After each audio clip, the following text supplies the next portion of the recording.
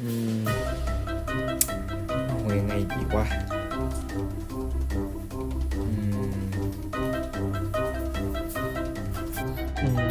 เอาไงดีวะ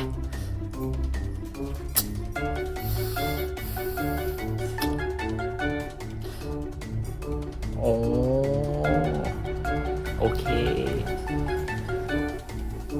นี่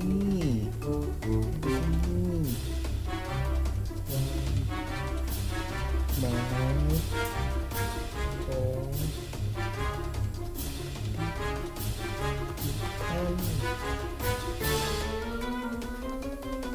นี่วิกิพีเดียดิจิทัลเป็นดิจิทัลหรือในคำศัพท์ที่เรียกว่าเชิงเลขข้อมูล SD ข้อมูลระบบข้อมูลวิธีแทนความหมายข้อมูลเชิงชิ้นต่างๆในรูปแบบตัวเลขถึงแม้ว่าการแทนความหมายของดิจิตอลจะไม่ต่อเนื่องข้อความที่ถูกแปลง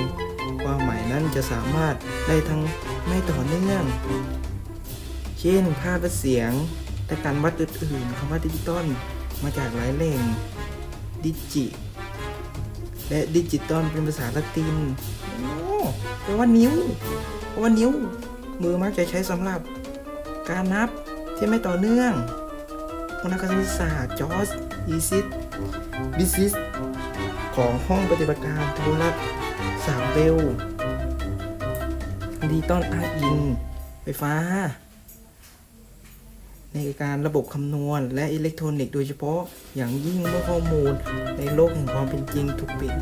แปลงเป็นรูปตัวเลขฐาน 2 เช่นในเลขออดิทัลในการถ่ายภาพดิจิทัลโอ้เฮ้ยแล้วความสำคัญล่ะนี่ไง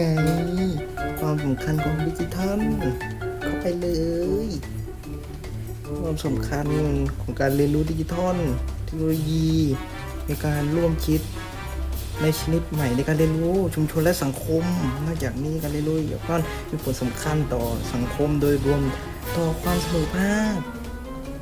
การพัฒนาการเรียนรู้ดิจิทัลเป็นเรื่องเกี่ยวกับการเปลี่ยนแปลงธรรมชาติความรู้ของปัจจัยนอกจากนี้ยังช่วยให้ออนไลน์ความปลอดภัยหากผู้เรียนต้องความสามารถตัดสินใจในความเหมาะสมและมีข้อมูลเกี่ยวกับประเทศเทคโนโลยีส่งผลกระทบต่อการศึกษาตลอดชีวิต